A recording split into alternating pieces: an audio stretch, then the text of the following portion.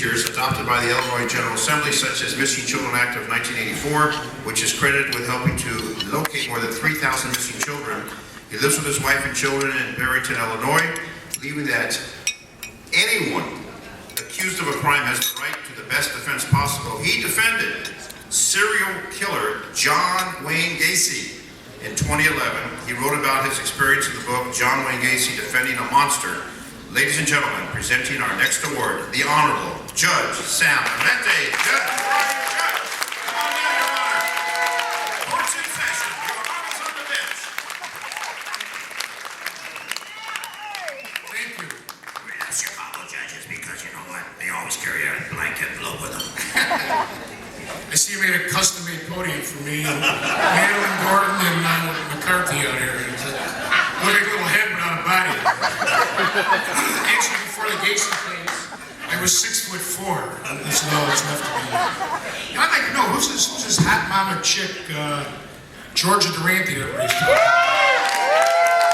I don't know, grandma knew so much about her. She called me and asked me to introduce her. I thought it was because we were such good friends. And I've known Georgia for quite a while. And I flew in this morning. I caught a 5:15 plane in Chicago. Flew into Phoenix over here. And I get here and I find out the real reason she wants me to introduce her is because she doesn't like to give speeches. And she said, Sam, they're giving me 7.5 minutes to talk. I know you like to talk. You talk for 7 minutes and 15 seconds. I'll have 15 seconds. That's Georgia, my friend. You know what? Seriously, I've been blessed by being surrounded from when I'm from when I'm born, by strong, wonderful women. Starting with my mom, who I lost April 1st, affectionately known as Grandma Liz, and she's here with us today, and happy Grandparents Day, Mom. And I met so many wonderful people along the way. Just today at my table, I didn't meet these people, but I'm not the only judge here from Cook County, Illinois. There's another judge here who is a retired judge like me, turned actor, Gloria Coco. Judge Gloria Coco's over there. Hi, Gloria. Another very strong woman, producer Patty West.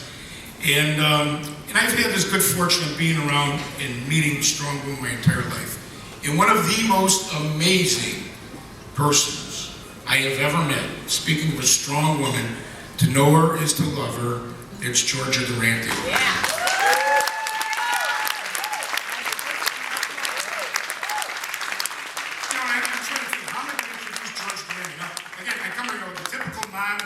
She is. I get to her house, first she's about the 7-minute thing, and then she's rushing me out of there. I just got in there, it was 10 o'clock, I came in, I drove in from Long Beach, and I'm tired, I had to take a quick shower. She said, Sam, make sure you squeegee the shower before you leave. Then she said, come on, I gotta be there at 10 o'clock, I gotta be there at 10 o'clock. And it's already after 10, so I forgot my pinky ring and my watch. Now, how can an Italian guy from Chicago talk about a pinky ring and a watch? That's Georgia being a mother to me. But I thought, what am I going to say about this woman? Everything you want to know about her is written in that book. All of you should get that book.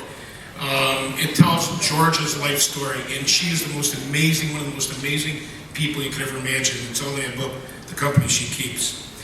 But when I thought about what I want to say, I found a letter that I wrote. Come on, Georgia, go. I really meant it when she was in court in front of me and I locked her up. I wrote a letter in 2007 in behalf of Georgia when she was adopting her wonderful daughter, Angela. And the letter went, I want to read parts of the letter to you. And this is how I feel about Georgia Durante, and I'm sure all of you share this with me. Dear Judge, during my years on the bench, and as a general philosophy of life, I have followed the philosophy of the feature film, It's a Wonderful Life, which demonstrates how one person can make a difference in so many other lives. As judges, we are in that position each and every day to make that difference. As a mother, Georgia is in that position to make that difference in baby Angela's life. My wife and I have had the good fortune of becoming very good friends with Georgia Durante. In the years we have known Georgia, she has proven to be a wonderful friend and gracious and giving person. I have also had the opportunity, while visiting Georgia recently, this was in 2007, to see how happily and wonderfully she interacts with and takes care of baby Angela. What? Georgia encompasses the important qualities that we would hope to find in every mother. She is kind, compassionate, energetic, thoughtful, unselfish, considerate, patient, and very much in love with Angela as if she were her own biological mother. Georgia not only can fulfill the role of parent to baby Angela with her warm and loving environment, but baby Angela also makes Georgia's life complete. Angela and Georgia have a deep bond between them. I, at my retirement age of 58 years, had a good fortune myself to become a new father to a wonderful baby girl, Sophia Bella. What's especially wonderful about being a parent at an older age is that one has life's experience, patience, and hopefully wisdom, which allows an older parent to become an even better parent. Georgia and I have commiserated regarding that experience, and she truly exemplifies what life experiences can bring to parenthood. As I'm sure you can see by the tone of this letter, I have tremendous admiration and respect for Georgia Durante, and I think I can safely say that my wife Deanna shares that same admiration and respect. Frankly, every person I know who has had the good fortune of meeting this woman would agree with us.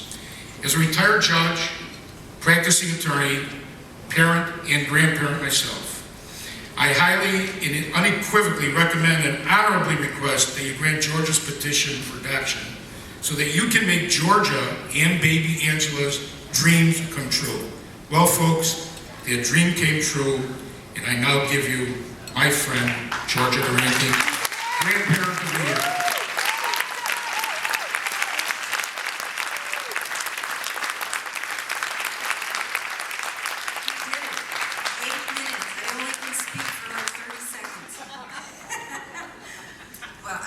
I really am so honored to get this award, and I want to thank personally Sylvie and all the members of GAP.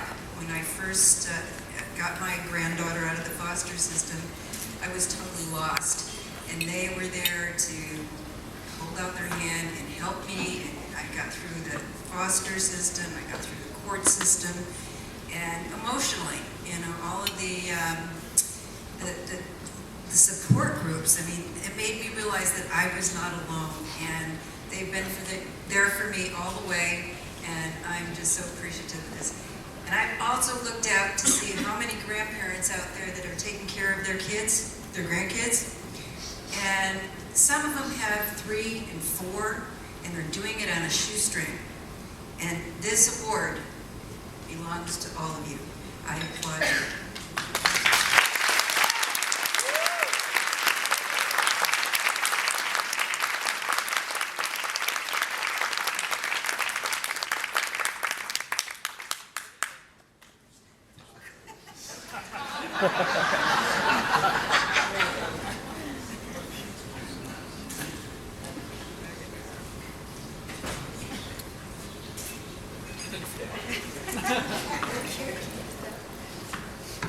Judge, here's your notes.